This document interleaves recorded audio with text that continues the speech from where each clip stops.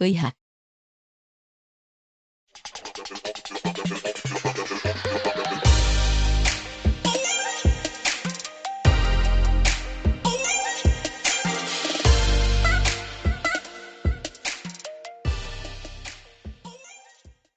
일.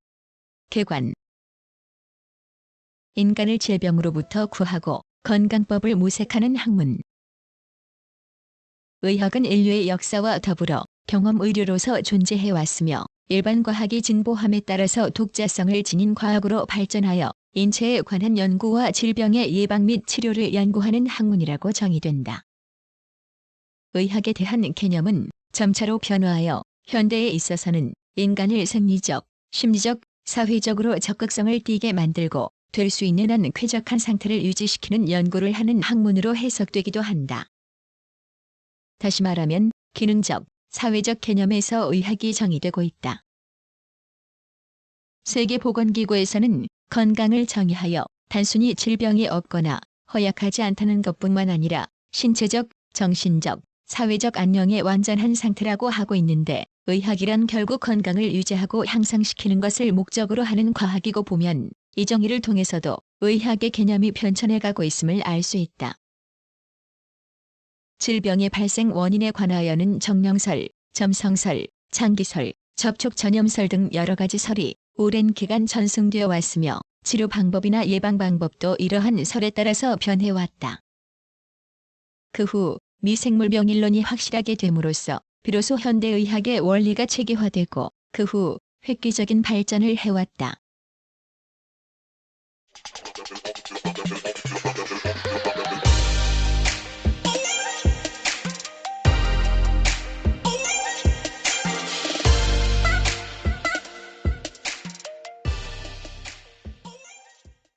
이. 역사.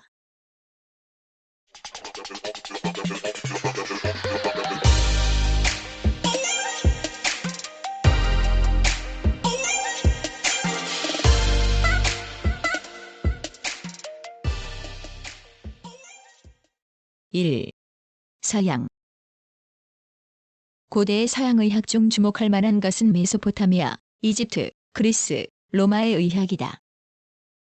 이들 여러 나라 중 가장 오래된 메소포타미아 의학은 BC 5000에서 BC 4000년경에 시작된 것으로 알려져 있다. 인체의 여러 가지 질병을 별의 영향 때문이라고 믿고 질병의 진단이나 예후를 별의 운행과 관련시켰다. 이른바 점성설이 그것이다. 이러한 생각은 신비의학의 범주를 멀리 벗어난 것은 아니지만 합리적이라고 생각되는 점이 없지 않다. 이에 대해서 이집트 의학은 비록 그 기원은 메소포타미아 의학보다 늦지만 훨씬 오랫동안 계속되었고 또 번창하기도 하였다. 이집트 의학설에 의하면 사람의 건강이나 질병은 그 사람의 체액과 관계가 있는 것이며 체액의 상태가 불순하면 질병이 되고 순수하면 건강하다고 생각하였다. 이것을 액체병리학설이라고 총칭한다. 이외에도 이집트 의학에서는 기생충을 질병의 원인이라고 믿기도 하였다. 따라서 불순한 체액을 배출시키기 위하여 토제나 화제를 사용하고 기생충을 구제할 목적으로 구충제를 사용하는 것을 질병 치료의 원칙으로 하였다. 이외에도 외과, 안과, 산부인과 등에 관한 이집트 의학의 지식은 상당했던 것으로 알려져 있다. 이와 같이 경험을 토대로 한 임상 관찰을 존중하던 이집트 의학이었지만 점차로 신비적 면이 강하게 나타나게 되었고 질병을 치료하기 위해 기도나 주문을 그 방법으로 하기에 이르렀다. 그리스의 의학도 메소포타미아나 이집트의 의학과 마찬가지로 경험을 바탕으로 하여 시작되었는데 점차로 신비적인 곳으로 바뀌었다. 예컨대 질병을 관장하는 신을 아스클레피오스라고 불렀는데 이를 위한 신전이 각지에 세워졌고 현재에도 그 유적을 볼 수 있다. 이러한 경우에 사제의 역할이 커진 것은 당연한 일이며 사제가 환자의 병고를 구하는 것으로 믿었다. 그러던 중 자연 철학자가 출현하였고 그리스 의학은 점차로 사제의 손을 떠나게 되었다. BC 600에서 500년경에 출현한 그리스 자연 철학자 중에는 의학에 관심을 보인 이가 적지 않았으며 의학의 합리적 연구에 힘썼다. 히포크라테스는 이러한 때에 나타난 명의이며 서양 의학의 시조라고 일컬어지고 있다. 그는 BC 5세기경의 사람이며 의학의 각 분야에 걸쳐서 업적을 남겼다. 오늘날도 히포크라테스의 전집 코퍼스 히파크레티컴은 높이 평가되고 있는데 그의 의학 이론은 다음과 같다. 즉, 인체는 불, 물, 공기, 흙의 네 원소로 성립되며 생활은 이들에 상응하는 혈액, 점액, 황담즙, 흑담즙의 네 가지에 의해서 영위된다는 것이다. 이들 네 가지 액체의 조화가 유지되면 건강하고 그렇지 못하면 질병으로 된다는 이론이다. 히포크라테스는 이론상으로나 실제상으로 훌륭한 업적을 남김과 동시에 보기 드문 인격자로서 그가 남긴 히포크라테스 선서는 현재에도 의사들이 존중하고 있다. 히포크라테스의 사후 그리스 의학은 이집트의 알렉산드리아에서 번창했다. 알렉산드리아 의학에서 특기할 만한 것은 인체의 해부가 성행했다는 사실이다. 의학을 하기 위해서는 인체 구조를 아는 것이 선결 문제라고 이해했던 것이다. 알렉산드리아 의학을 대표하는 사람으로는 헤로필로스와 에라시스트라토스가 있다. 그 후 로마 문화가 번영하게 되었고 의학도 같은 길을 걸었다. 그리스 의학을 바탕으로 한 여러 학파를 종합, 통일한 새로운 의학 체계를 세운 사람이 갈레노스이다. 많은 서술을 남긴 그의 의학은 중세를 거쳐 근세 초기에 이르기까지 오랫동안 신봉되어 왔는데 여러 가지 과오를 범했다는 점도 지적되고 있다. 3세기부터 16세기에 걸친 중세기는 일반적으로 문화적 향상이 없었던 것으로 전해지고 있으나 그런대로 특색이 있었다. 중세의 의학은 비잔틴 의학, 아라비아 의학, 서유럽 의학의 세 가지로 분류된다. 비잔틴 의학은 알렉산드리아를 중심으로 하였는데 7세기 중기까지 계속되었다. 아라비아 의학은 7세기 후반에 사라센 문화를 구축한 아라비아인에 의해서 시작되었다. 아라비아 의학을 대표하는 사람으로는 라제스, 이븐 시나가 있다. 이들의 이론은 그리스 의학의 범주를 벗어나지 못하고 있다.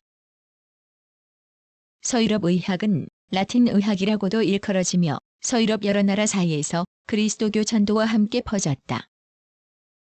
주로 그리스도교를 선교하는 수도사에 의하였으며 수도원 의학이라는 것이 생겼다.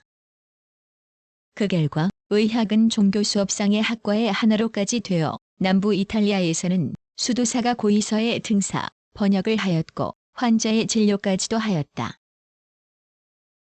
이러한 경향이 있었던 중세 말기에 의학에 힘을 준 것이 이탈리아 살레르노에 건립된 의학교였다. 이 학교는 9세기경에 시작되었으며 11에서 12세기에는 십자군의 상이병이 요양을 위해 이 건물에 들어가 있었으나 수도사로부터 민간 의학자로 의학을 넘기는 데 큰 역할을 하였다. 이 의학교는 국가의 특별 배려로 의학 연구를 수행하였으나 12세기 말부터 쇠퇴하기 시작하였다. 14세기에 들어서는 유럽의 많은 대학이 건립되어 살레르노 의학은 이들 대학에서 실시되었다. 14세기의 유럽 의학은 장족의 발전을 하였는데 특히 괄목할 만한 것은 해부학의 발전이었다. 인체 해부를 학술상 목적으로 응용하여 계통해부학의 기초를 구축한 사람은 이탈리아 볼로냐 대학의 몬디노이다. 16세기에 이르러서는 르네상스기를 맞이하여 참다운 과학정신에 눈을 뜨게 되었다.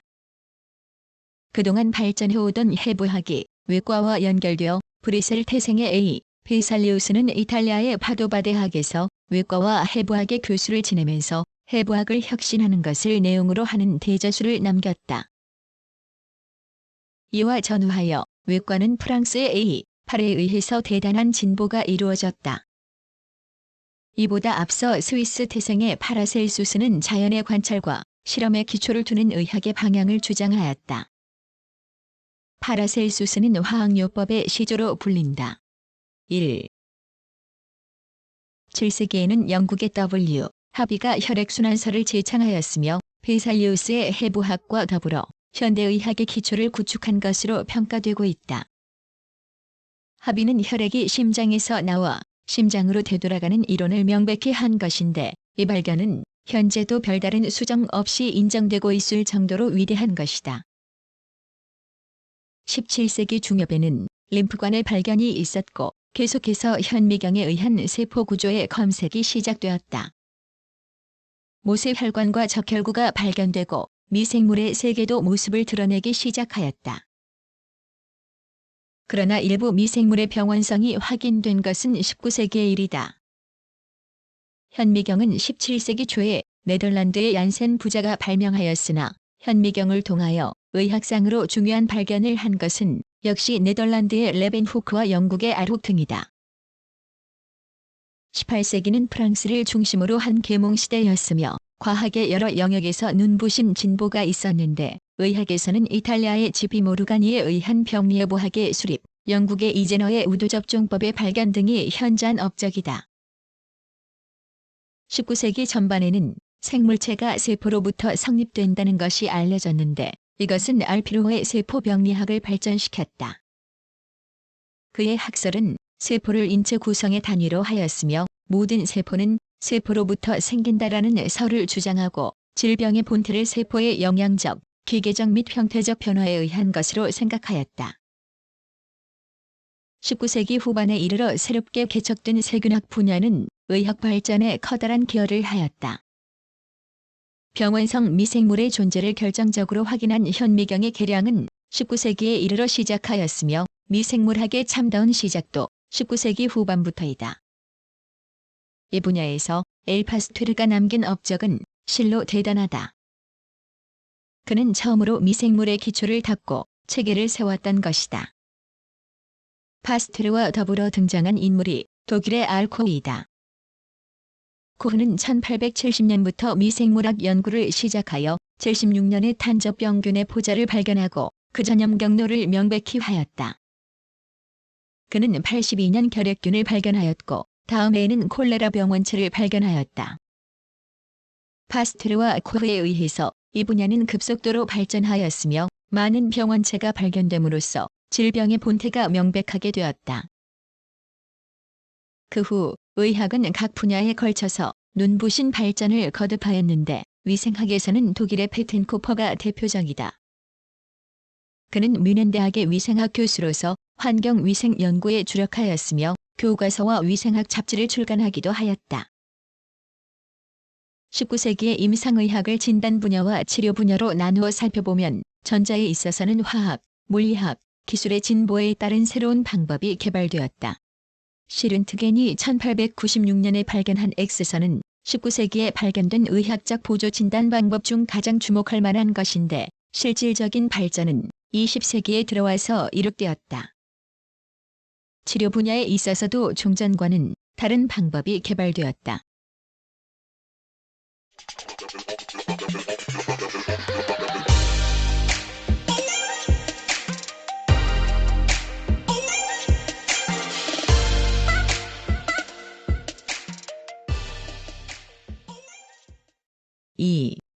동양. 동양의학은 중국과 인도의 의학을 바탕으로 한다. 한방에는 불교와 더불어 중국으로 들어온 인도의학이나 아라비아 계통의 의학이 포함되기도 한다. 중국 의학의 가장 오래된 문헌으로는 황제내경이 있다. 내경이라고도 하며 한나라 시대, 즉 서양 기원 전후에 쓰였다고 전해지고 있으나 내용은 그 이전의 황허강 황하 유역을 중심으로 한 중국 민족의 의학 사상을 종합한 것이다. 인도 의학의 기원은 대단히 오래된 것으로 짐작되는데 서양 기원 전후의 작품으로 추정되는 스스루 타이 의서가 현재 남아있으며 높이 평가받고 있다. 특히 외과 수술에 관한 것이 많이 기재되어 있으며 약물학도 풍부하게 실려 있다. 인도 의학의 일부는 불교와 더불어 중국을 거쳐 한국에도 영향을 준 것으로도 알려졌다. 중국 최고의 약물서인 신농본 조경도 후한 시대에 만들어진 것으로 알려져 있다. 후한의 헌제시대 장사의 지방장관이었던 장준경이 상한론이라는 명절을 남기고 있다. 상한이란 타이포이드 등의 급성 열성 전염병을 뜻하는 것인데 상한론은 이들과 같이 급격하게 변화하는 질병뿐만 아니라 보다 양성이고 변화가 적은 질병도 취급하고 있다. 장준경은 140년경에 출생하였으며 갈레노스와 거의 같은 시대의 사람이다. 상한론의 내용은 비교적 실증적이며 오늘날의 한방 제1의 보존으로 되어 있다. 중국의 의서로는 그 후 수대에 나온 제병원론과 당대의 청금방 등이 비교적 가치가 있다. 중국에서는 송시대의 학술이 크게 번창하였다. 과학기술 분야에서 나침반이나 석탄의 사용, 인쇄술이나 화약의 발명 등이 있어 그 후에 세계에 많은 작용을 하였다. 철학의 진보도 현저하였으며 인간과 우주와의 관계가 설명되고 음양오행설이 성행하였으며 의학은 이들의 영향을 받아 관념적으로 되었다. 원 시대에 들어와서는 의학의 유파가 생겼다. 유파라고는 하지만 주로 치료법의 차이에서 온 것이며 질병의 원인 등에 관한 의학설은 송시대의 것을 벗어나지 못하였다. 원 시대의 사대가로 유학은 장자화, 이동원, 주단계가 있었는데 이들은 같은 의설을 따르면서도 각기 치료법을 달리하였다. 이 중에서도 이동원, 주단계의 설은 이주의학이라고 통칭되었다. 명의의학은 실질적으로 원의학의 계승발전이며 큰 변화는 없었다. 이주의학의 흐름을 따르는 의가가 많이 나왔고 각기 유파를 만들어냈다. 명시대의 약 300년간에 700여 명의 의사가 배출되었고 많은 의서가 나오기도 하였다. 의학에 크게 영향을 준 것으로는 이시진의 본초 강목이 있다. 청시대의 의학의 특징은 강유파의 분립이 더욱 격심하였다는 점을 들 수 있다. 유건, 고사종, 서령태 등은 복고파에 속하며 장준경의 상한적병론에 따라 의설을 세웠다. 이들에 대하여 새로운 의설을 세운 의가로는 설생백, 섭천사 등이 있다. 또한 고증학파라고 불리는 의학파가 생기기도 하였다. 이 학파는 명나라 시대에 이미 인정된 바 있었는데 청시대에 와서 여러 의학설을 집대성한 쌍서 또는 전서가 번성하였다. 한국의 의학은 낭랑, 대방시대의 중국 한나라의 의학 문화가 한국에 이식되었으리라고 알려지고 있으며 이것이 한국 의학의 시조라고 말해지기도 한다. 삼국시대에도 상당한 변화가 있었던 것으로 짐작된다. 고구려 때는 인삼에 관한 관심이 상당했던 것 같으며 금이 제약에 사용되었다고도 전해진다. 백제 때에는 질병을 치료하고 약재의 조달을 관장한 것으로 믿어지는 약부라는 관서가 있었으며 의박사, 제약사, 약사주 등의 관직도 있었다. 신라, 특히 통일신라 시대에는 의학교육기관이 설치되었고 이른바 신라의학이 발전한 것으로 믿어지고 있다. 또한 이 시대에는 불교가 융성하여 승려에 의한 치료 방법이 성행하였으며 승려와 의사를 겸한 승의가 존재하고 불교의학에 의한 치료법이 널리 실시되었다. 고려 전기에는 신라문화가 그대로 계승되어 교육기관과 더불어 약전과 같은 기관이 설치되었다. 고려 후기에는 의사관 제도가 실시되고 교수관에 의한 교습이 시행되기도 하였다. 조선 전기에는 중앙의학 제도가 설정되고 지방의학기관과 의원이 설치되었다. 한편으로는 의녀가 각 지방에 배치되기도 하였다. 조선 후기에는 국력이 피폐하고 문화는 쇠퇴하였다. 그런 중에서도 허준과 같은 명의가 나왔고 특히 그의 동의보감은 한국의 가장 훌륭한 의사로서 존중되었고 일본과 중국에도 전해졌다. 허준은 그 이론적 배경을 도교에 두고 있다. 즉, 정기신을 존중하고 조섭수양을 제의로 하였으며 치료법으로서 약석을 복용하는 것을 제의로 한다는 것이 그 내용이다. 이 시대에는 불교의학이 쇠퇴하고 도교의학이 등장한 것이라고 하겠다. 조선 후기는 쇠퇴기라고 불린다. 의학 분야에서도 별다른 발전을 하지 못하였고 다만 인명에 직접 관계되는 천연두에 있어서만 약간 발전했을 뿐이다.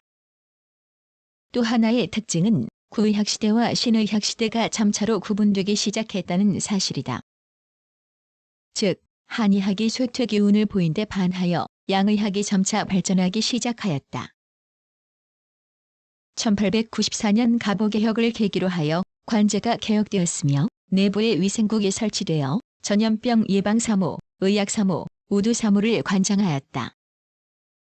다음 해에는 내부 관제가 다시 개정되어 위생국이 위생 및 의무의 두 과로 나누어지고 위생과에서는 전염병, 지방병, 종두, 기타 공중위생에 관한 사항을, 의무과에서는 의학 및 병원에 관한 사항을 관장하였다. 또한 전염병 예방 규칙이 공포되었고 99년에는 관리부의학교가 설치되어 의학교육이 시작되기도 하였다. 의학교장에는 지성령이 임명되었는데 종두 보급에 앞장선 개척인사로서 또한 의학교육자로서 그의 공적은 한국의학 사상 획기적인 전기를 마련해 주었다. 서양의학의 수입에 관하여는 여러 사료가 있다. 서양의학이 국내에 처음으로 소개된 것은 중국에 건너온 독일인 예수회선 교사 A.J. 샬 폰베르 교리서가 한국에 수입된 것으로 보이는 1645년경이라고 추측된다. 그러나 서양 의료가 활발하게 수입되기 시작한 것은 1876년 병자수호 조약 이후이다. 한국에 이주하는 일본인들의 수가 많아짐에 따라 일본인들은 자기들의 의료 문제를 스스로 해결할 목적으로 조약 체결 후 1년 만인 77년 부산에 재생의원을 설치하였다. 80년 원산에도 병원을 설치하였으며 일본인들이 서울에 병원을 세운 것은 83년이다. 같은 해에 인천에, 97년에는 목포와 진남포에도 병원을 세웠다. 일본인들의 활동에 많은 사람들의 관심을 불러일으키기도 하였으나 한국 정부의 관심을 사는 데까지는 미치지 못하였다. 이 무렵에 극적인 사건이 발생하였다. 1884년 10월 17일 밤에 일어난 우정국 사건이 그것이다. 당시 개화당의 거두이며 우정국 총판이었던 홍영식이 안국동에 세워진 우정국 청사의 낙성을 축하하기 위하여 정부 고관과 외국 사신들을 초청하고 연회를 열었는데 연회가 거의 끝날 무렵에 갑자기 이웃 민가에서 불이 났다. 금위대장이던 민영익이 먼저 밖으로 뛰어나가는 순간 숨어있던 자객이 습격하여 자상을 입히고 도망갔다. 이날 연회에 참석한 독일인 외무협한 피지 멜렌도르프가 민영익을 자기 공관으로 데리고 가서 미국인 의사 H.N. 앨런을 정해왔다. 앨런은 원래 선교의로 국내에 와 있었으나 당시는 예수교를 금하고 있었던 때였으므로 미국 공사관 소속 의사로서 외국 공사단의 촉탁 노릇을 겸하고 있었다. 민영익은 머리에 7군데나 칼에 맞아 출혈이 심하였고 동맥이 끊어졌다. 그러나 앨런의 치료를 받고 3개월 후에는 완치되었다. 이때부터 궁중의 신임을 받게 된 앨런은 정부의 관립병원을 세울 것을 건의했다. 이 건의가 받아들여져 85년 4월 10일 한국 최초의 국립병원인 광해원이 설치되었다. 광해원은 그 뒤 제중원으로 개칭되고 의료요원도 증원되었다. 미국 감리교회 선교의사였던 W.B. 스크린턴이 잠시 근무하였고 그 뒤를 이어 J.H. 이론이 의료요원으로 일하였다. 앨런은 의학교 설립에 대해서도 의견서를 냈다. 그의 의견은 병원 내에 의학교육부를 두고 그 비용은 정부에서 출자하는 것인데 이것도 한국 정부에서 받아들이기로 하였다. 86년 3월 29일 경장시험으로 학생 16명을 선발하였으며 한국 최초의 의학교육이 시작되었다. 이것은 정식으로 관리부의학교가 설립되기 3년 전의 일이었다. 처음에는 활기 있게 출범했던 제중원이었으나 94년 5월 청 일전쟁이 일어났고 그해 6월 28일 관제개혁이 단행되어 제중원에 대한 정부의 재정 지원이 어렵게 되었다. 설립된 지 9년 만인 94년 왕립병원은 문을 닫게 되었다. 그 뒤 제중원의 설비와 기구는 미국 북장로 교회 선교부로 옮겨지고 사설 의료기관으로 재조직되었는데 이것이 세브란스 의학교의 모체이다. 1900년 2월 26일 흑사병에 관한 주제로 학술 강연회가 열렸다. 연사는 의학교장 지석영과 일본인 교관이었는데 이것이 한국 최초의 학술 강연회이다. 그러나 관리부의학교는 창설된 지 만 8년간의 36명의 졸업생을 내고 1900년 6월 30일 발족한 광제원과 통합되면서 1907년 3월 11일 문을 닫았다. 여기서 배출된 의인들은 한국 근대의학의 개화에 크게 이바지하였다. 이른바 을사조약이 체결된 1905년 이후 더욱 큰 변화가 일어났다. 일본인 의사들이 대거 광제원에 밀려들어온 것이다. 1907년 3월 10일 광제원은 관리부의학교와 통합되어 대한의원으로 되었다. 대한의원은 진료부, 교육부, 위생부를 두고 대민 진료를 실시하는 병원으로서의 기능과 의사를 배출하고 양성하기 위한 의학교육 기능, 그리고 공중보건과 위생을 관장하고 연구조사하는 기능 등을 목적으로 발족되었다. 특기할 것은 한방을 배제하고 순수 서양의학에 의한 진료를 하게 된 점이다. 종장까지의 병원은 한방과 양방의 공동 진료를 하였고 병원 행정은 한의들이 관장하였다. 대한의원은 1907년 12월 27일에 1차 개혁을, 1909년 2월 4일에 2차 개혁을 단행하였는데 1차 개혁에서는 교육부의 명칭이 의육부로 되었다. 2차 개혁에서는 의육부를 부속의학교로 개칭하였다. 이러한 개혁의 목적은 일본인들에게 문을 열어주려는 데 있었다. 1909년 대한의원의 새 건물이 준공되었는데 현재까지 남아있는 서울대학 부속병원의 시계탑 건물이 중심지이다. 이 건물은 그 후 총독부 의원, 경성제국대학 부속 의원으로 되기도 하였다.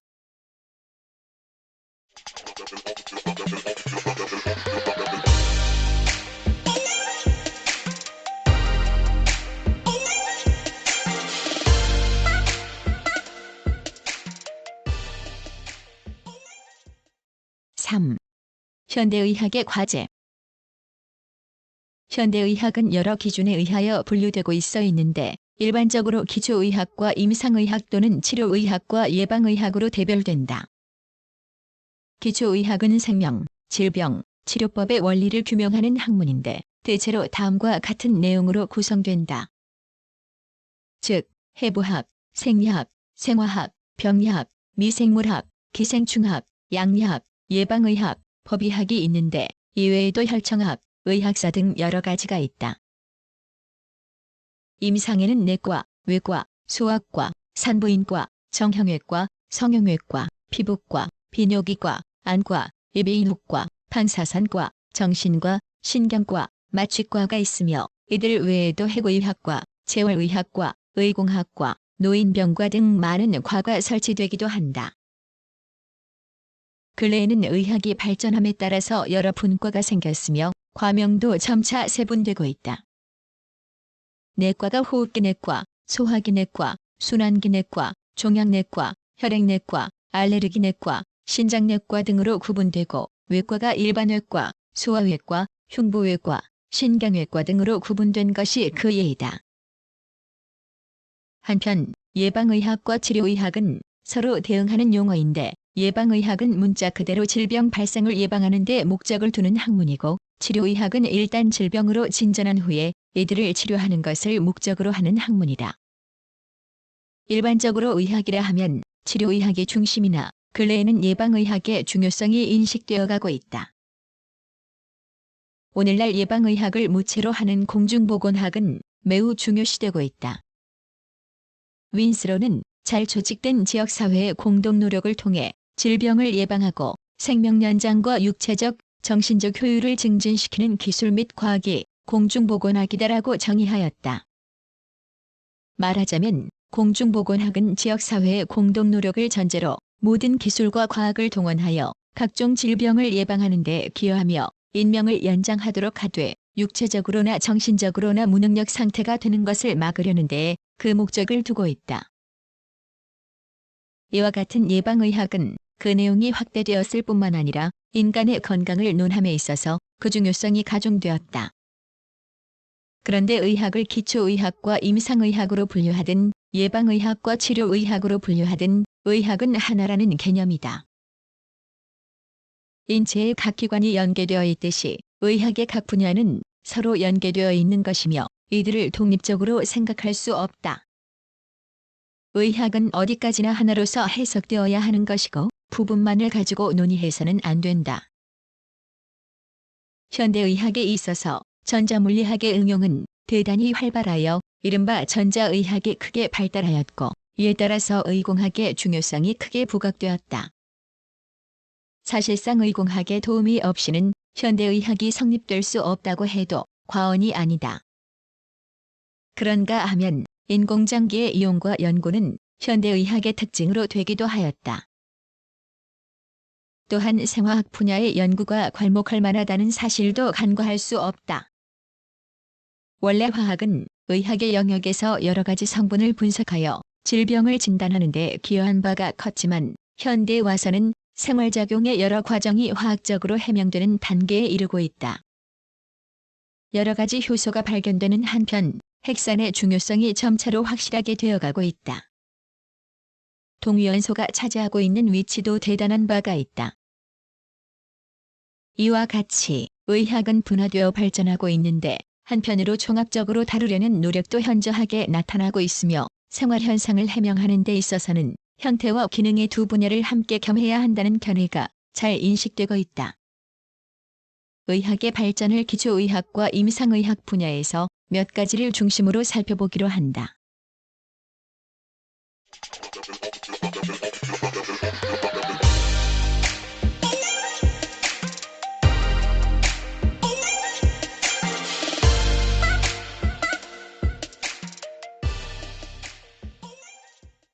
1.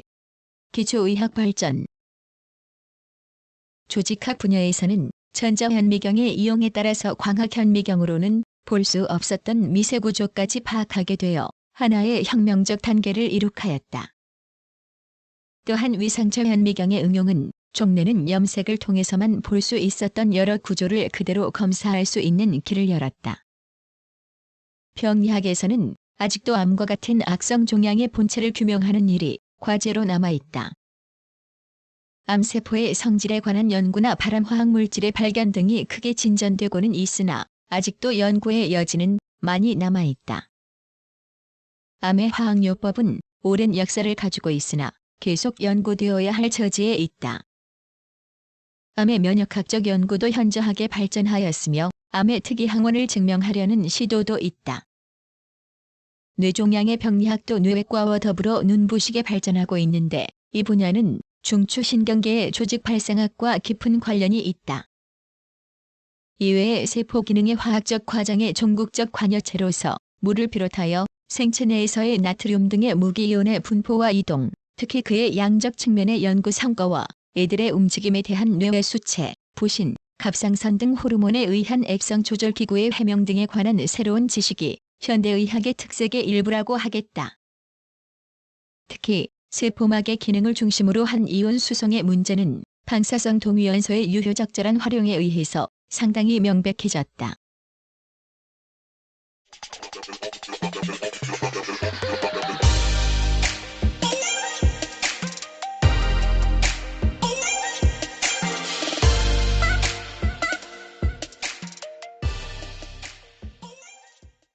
2. 임상의학 발전. 임상의학의 치료 분야에서 현저한 발전을 보이고 있는 것은 화학요법, 뇌, 심장, 혈관, 폐외과, 마취법, 동위원소에 의한 치료, 효소요법, 인공장기, 예를 들면 인공신장에 의한 치료, 고에너지 방사선요법, 고압산소요법, 중성자포총요법, 장기이식, 인터페론요법 등이다. 1990년 피에르 리가 살바르산을 발명한 이래 화학요법은 소강 상태를 유지해왔는데 지도마크의 술파제 발견에 의해서 활기를 띠었으며 그 후 항생제의 출현으로 현저한 발전을 하였다. 또한 항종형제, 항백혈병제 등의 출현도 특기할 만한 일이다.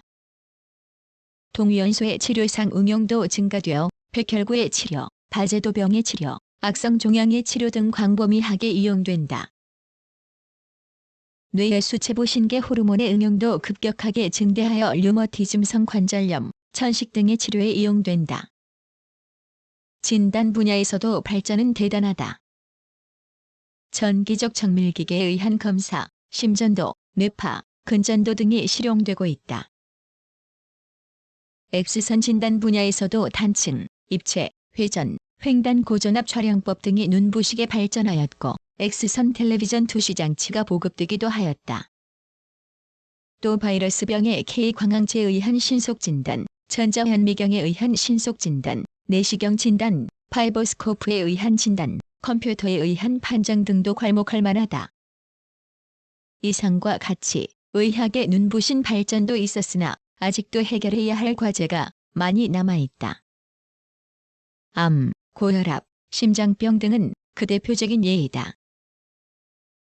한국 의학이 당면한 과제도 여러 가지 있다. 첫째로는 의료 전달 체계를 들 수 있다. 아직도 한국에는 완전한 의료 전달 체계가 서 있지 않다. 1차 진료, 2차 진료, 3차 진료 제도 등에 대한 관심이 증대하고 있고 이에 대한 논의가 빈번하였지만 확실한 제도가 서기에는 시간이 걸릴 것 같다. 종합병원에 대한 환자 집중 등은 이러한 제도의 부재에서 산출되는 현상을 그대로 반영해주고 있다. 그렇다고 이 제도의 확립이 조급하게 이루어지지는 않는다. 이에 대해서는 신중한 준비와 대비책이 선행 조건으로 된다. 둘째는 의료보험 제도를 들 수 있다. 국민계 보험 제도가 바람직하다는 이론에는 이의가 있을 수 없으나 이 제도 역시 일조일석에 정착되기는 힘들다. 막대한 국가 예산이 필요하며 일반 국민의 협조가 전제 조건으로 된다. 자칫하면 저질의 의료가 제공될 수 있는 가능성도 배제할 수 없다. 보험자와 피보험자가 다 같이 만족할 수 있는 선을 모색해야 한다. 셋째로는 의공학 분야의 발전을 서둘러야 한다는 점이다. 오늘날 의용기기들이 정밀하다는 점은 잘 알려져 있다. 그만큼 의료기기를 원활하게 사용하기 위해서는 전문적인 의공학자가 필요한 것이다. 그러나 이 분야의 인재가 극히 부족하다는 현실은 부인할 수 없다. 의학공학의 발전 없이 현대의학의 발전을 모색한다는 것은 극히 어리석은 일이다. 넷째로는 동양의학과 서양의학의 관계이다. 동양의학은 동양의학대로 장점이 있고 서양의학은 서양의학대로 장점이 있는 것이고 보면 이들이 상호 이해해야 할 뿐만 아니라 같은 목적을 위하여 매진해야 한다는 것은 당연한 이론이다. 한때 양자의 일원화가 주장되기도 하였다. 이 주장이 가지는 합리성은 더욱 연구, 검토되어야 하며 의학은 하나라는 개념이 이런 경우에도 적용될 수가 있다.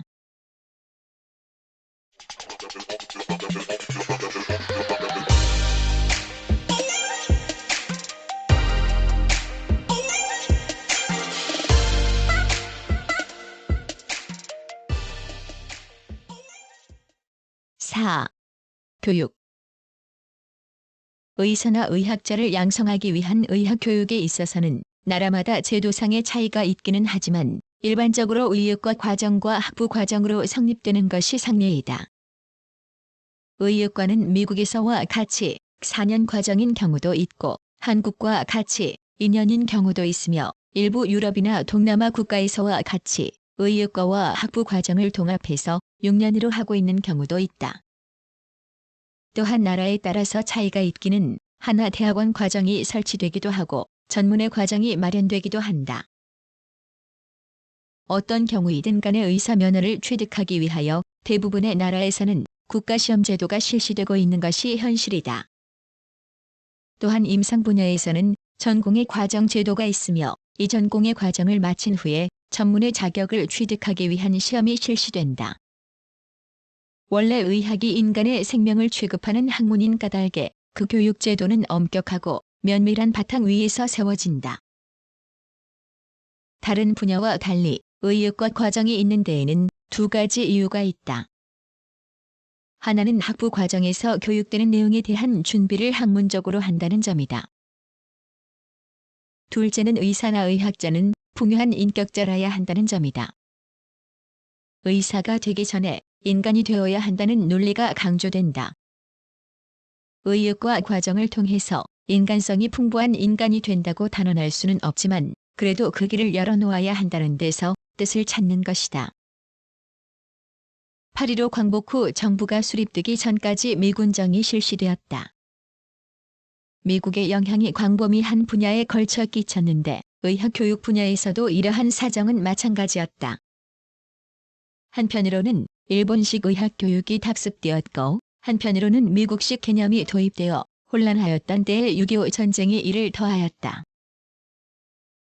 그러나 많은 인사들이 외국 특히 미국으로 유학하여 최신 의학 지식과 의학 교육 방법을 도입하였다.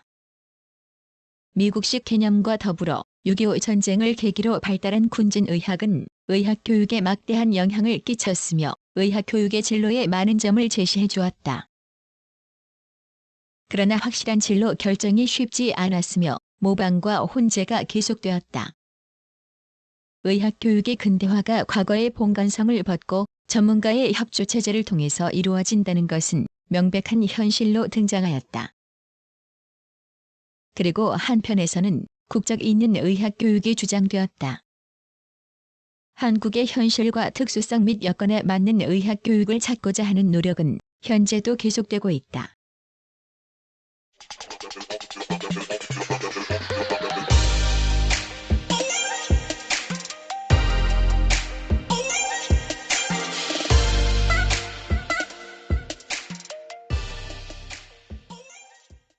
(1) 교과과정 개편. 많은 의과 대학의 교과과정 개편에 상당한 노력을 하였다. 여기에 강조된 원리는 기초의학 속에 임상의학이 있고 임상의학 속에 기초의학이 있어야 한다는 점이다. 가령 해부학을 생리학이나 생화학과 관련을 두고 교수하거나 국소해부학으로서 외과 지식과 관련시켜서 강의한다든가 생리학이 내과학적 여러 양상을 중심으로 교육된다든가 하는 것이 좋은 예이다. 형태와 기능이라는 것은 물질의 표리와도 같은 것이며 이 두 가지를 분리하여 강의한다는 것은 합리적이 아니다. 형태와 기능이 분리되어 설명되는 예가 의학 이외의 분야에서는 없는 일이며 이것이야말로 과거 의학 교육의 유물이라 생각되는 점이 많다. 이외에도 기초의학과 임상의학이 관련되어야 할 이유는 많다. 현대의학의 특성의 하나가 세분화와 동시에 종합화에 있다는 점은 앞서 지적하였지만 이 원리가 교과과정 개편에서도 크게 반영되었다. 이른바 통합교육이 그 대표적인 예이다.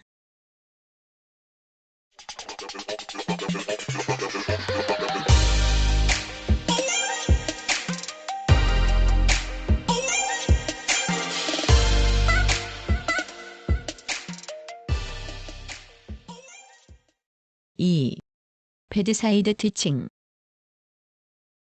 종래의 강의 중심 교육 방법에서 탈피하여 점차로 배드사이드 티칭으로 전환하는 것이 오늘날의 의학 교육 방법상 하나의 과제가 되었다. 그러나 배드사이드 티칭이 간단하게 이루어지는 것은 아니며 이에는 충분한 수의 교수진과 교육자료 및 도서시설이 전제적으로 요구된다. 배드사이드 티칭에는 무엇보다도 교수진의 결심이 앞서야 하며 과중한 부담을 가져오기 쉽다는 점은 고려해야 한다.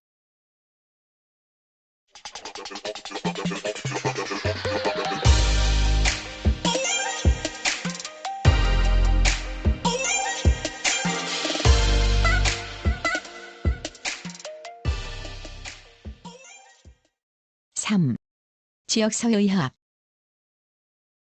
현대의학의 뚜렷한 방향의 하나가 지역사회의학의 향상이라는 점을 많이 지적하고 있다.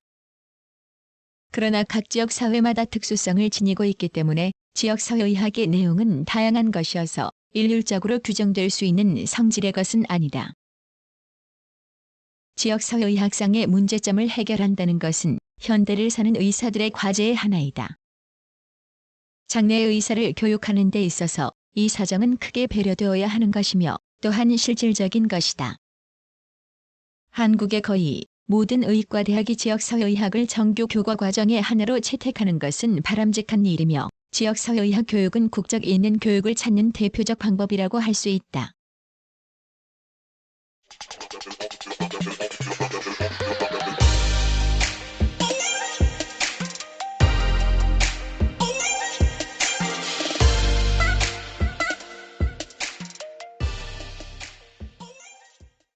4. 교원 확보.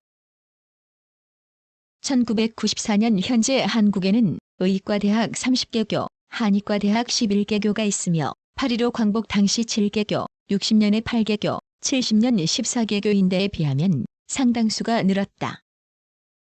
그런 만큼 의학 교육은 많은 과제를 안고 있는 셈이며 그 중에서도 기초의학 분야의 교수 부족은 큰 문제점 가운데 하나이다.